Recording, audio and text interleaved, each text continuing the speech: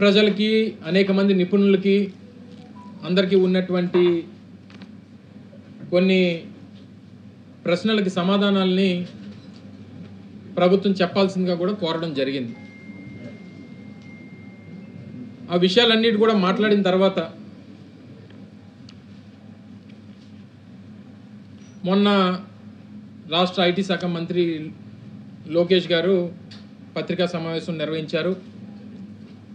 నిర్వహించినప్పుడు ఆ సమావేశంలో వాటన్నిటిని కూడా సమాధానాలు చెప్తారని చెప్పి ఆశించాం. అయితే వారు చెప్పాల్సినటువంటి విషయాలన్నీ కూడా చెప్పారు. చెప్పిన తర్వాత ఇలాగా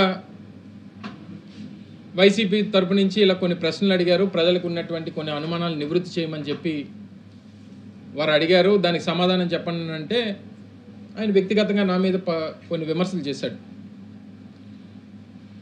సరే, దాని జోలికి నేను వెళ్ళను, కానీ సరే ఆయన నన్ను గుడ్ అంటాడు, నేను ఆయన పప్పు అంటాను, దీనివల్ల పెద్దగా రాష్ట్ర ప్రజలకు ఉపయోగం ఉండదు అనేటువంటిది నా వ్యక్తిగతమైనటువంటి అభిప్రాయం. దాని జోలికి కూడా నేను వెళ్ళను. ఎందుకంటే ఆయన నన్ను వ్యక్తిగతంగా విమర్శించడం, నేను ఆయన్ని విమర్శించడం వల్ల ఈ రాష్ట్ర ప్రజలకి పెద్ద ప్రయోజనం ఉండదు అనేటువంటిది నా తాలూకు వ్యక్తిగతమైనటువంటి అభిప్రాయం. అయితే ఇందులో క్లారిటీ కావాల్సినటువంటిది ఏంటంటే, మేము చాలా క్లియర్గా చెప్పాం. దాన్ని కూడా కొన్ని మీడియా ఛానల్స్ కానీ లేదా వారి పార్టీకి సంబంధించినటువంటి కొన్ని మాధ్యమాలు కానీ వైఎస్ఆర్ కాంగ్రెస్ పార్టీ దీన్ని వ్యతిరేకిస్తుంది అనేటువంటి ఒక రాంగ్ ప్రొపగాండాని చేసేటువంటి ప్రయత్నం చేశారు.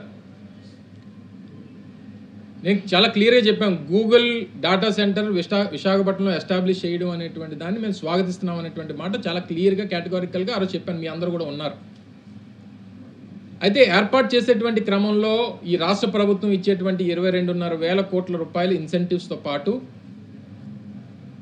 వారికి ఇచ్చేటువంటి ప్రయోజనాలు అన్నీ కూడా చాలా క్లియర్గా జీవో రూపంలో ఏదైతే ఉందో అవన్నీ కూడా ప్రజలు చెప్పేటువంటి ప్రయత్నం చేసాం. ప్రజలు కూడా అవన్నీ కూడా తెలుసు. సరే, ఒక రాష్ట్ర ప్రభుత్వం రాష్ట్ర ప్రయోజనాలన్నింటి కూడా పక్కన పెట్టి ఒక సంస్థకి భూములు ఇచ్చి రాయితీలు ఇచ్చి ఇవన్నీ ఇచ్చేసినప్పుడు మన రాష్ట్రానికి వచ్చేటువంటి ఉపయోగం నిరుద్యోగ యువతకి ఉపాధి అవకాశాలు కల్పించేటువంటిది, రెండు రాష్ట్రానికి సంబంధించినటువంటి రెవెన్యూ జనరేషన్, ఇవి ప్రధానమైనటువంటి అంశాలు. మేమేం చెప్పాం, అది నేను కూడా సొంతంగా చెప్పినటువంటిది కాదు. గతంలో జరిగినటువంటి క్యాబినెట్ మీటింగ్లో, ఎస్ఐపిబి మీటింగ్లో రైడెన్ అనేటువంటి సంస్థ ద్వారా Google data centre 1 gigawatt data సెంటర్ని ఏర్పాటు చేసేటువంటి క్రమంలో 200 మందికి ఉపాధి కల్పిస్తున్నాం అనేటువంటి మాటని క్యాబినెట్ ఎస్ఐపిబి మీటింగ్స్లో వారికి సంబంధించినటువంటి ఈనాడు, ఆంధ్రజ్యోతి పేపర్స్లో కూడా చాలా క్లియర్గా అందులో మెన్షన్ చేయడం జరిగింది. అదే నేను అడిగాను.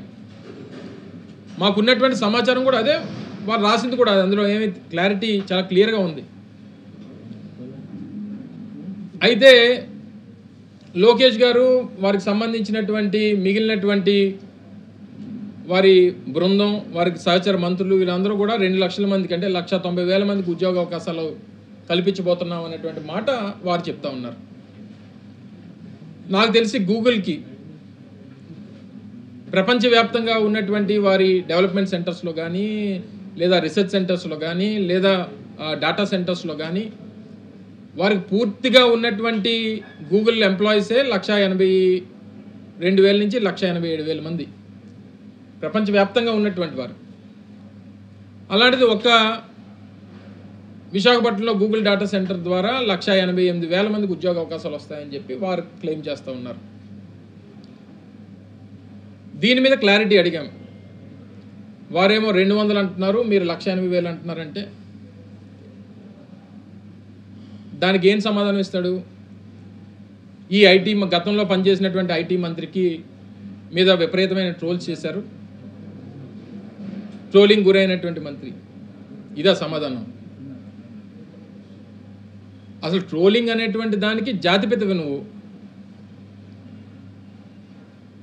దానికి సమాధానం చెప్పకుండా దేనికి పనికి వస్తే చెప్పు.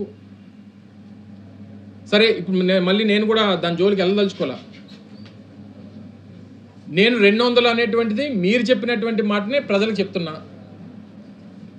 మీరు 2 లక్షలు అని చెప్పి మీరు చెప్తున్నారు. మీ మాట నా మాట కాదు. గూగుల్తో ఒక అనౌన్స్మెంట్ చేయించండి దయచేసి. గూగుల్తో ఇన్ని లక్షల మందికి ఉద్యోగాలు వస్తాయని చెప్పి గూగుల్తో అనౌన్స్మెంట్ చేయించండి.